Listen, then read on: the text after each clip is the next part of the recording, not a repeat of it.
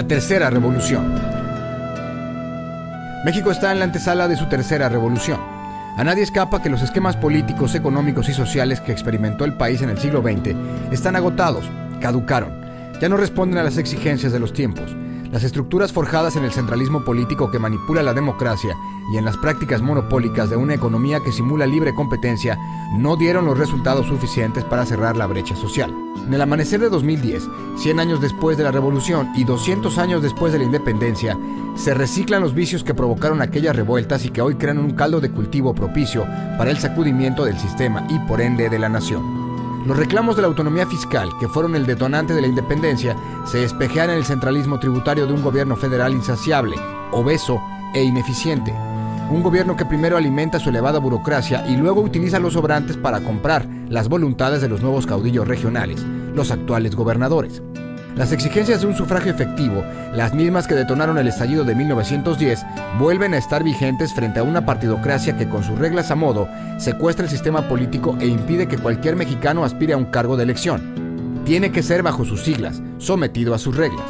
Los asientos legislativos que deciden, los que tienen poder real, no se ganan en las urnas. Se pactan plurinominales desde las cúpulas que están cooptadas por los poderes fácticos. Y los votos que deciden el triunfo en muchos casos no son los de los ciudadanos, sino los de los sindicatos que operan al servicio del mejor postor. ¿Quién representa en la actualidad a los mexicanos? ¿El Congreso? ¿Quién escucha y acata sus deseos?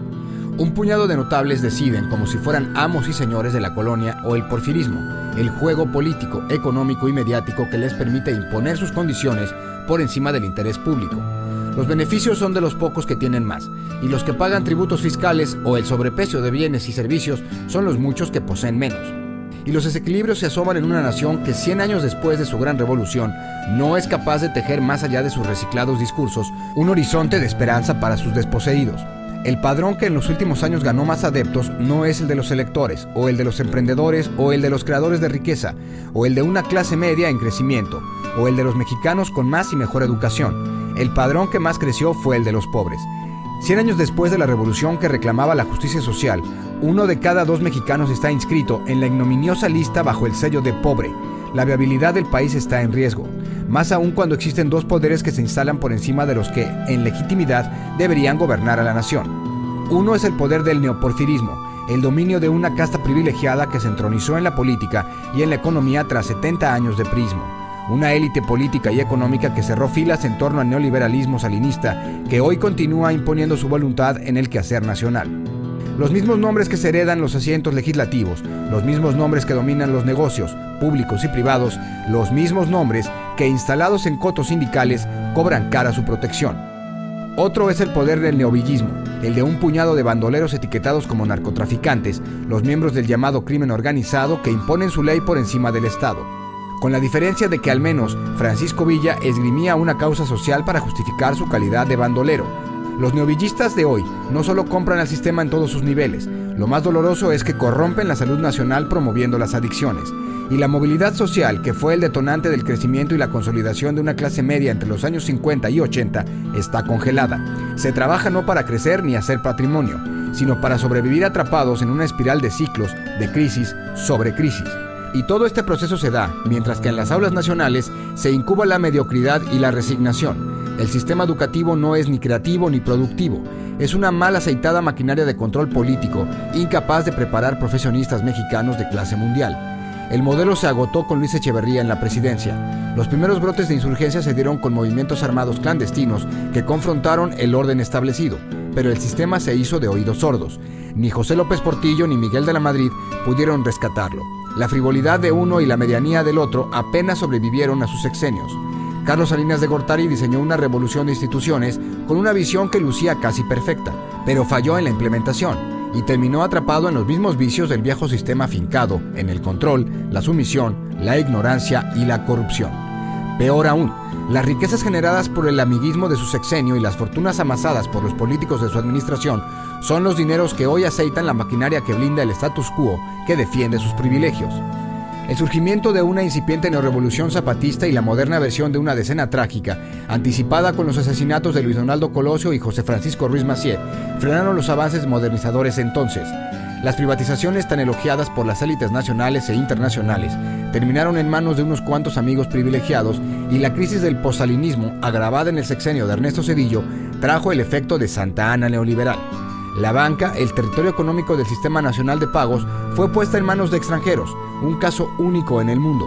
El petróleo mexicano terminó siendo procesado por las multinacionales y la riqueza generada fue consumida por el gasto corriente de la burocracia. Aunque Ernesto Zedillo entendió el signo de los tiempos y con el respeto al voto en la elección presidencial de 2000, despresurizó la intranquilidad generada por las crisis recurrentes, la transición política terminó abortada.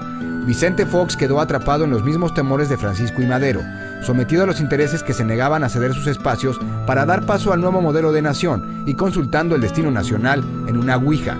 El horizonte esperanzador del sexenio del cambio se topó con la incapacidad presidencial para desmantelar la compleja red de intereses que, ante la falta de voluntad y decisión, volvió a manos de los salinistas.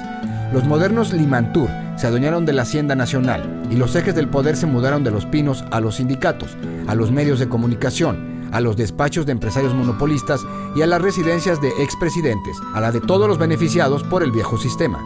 El secuestro de Felipe Calderón desde los favores electorales priistas para legitimar su triunfo lo obligó a ceder en las urgencias de los cambios de fondo, los que demandaban una revolución de las conciencias y una sacudida a fondo de los privilegios de las élites.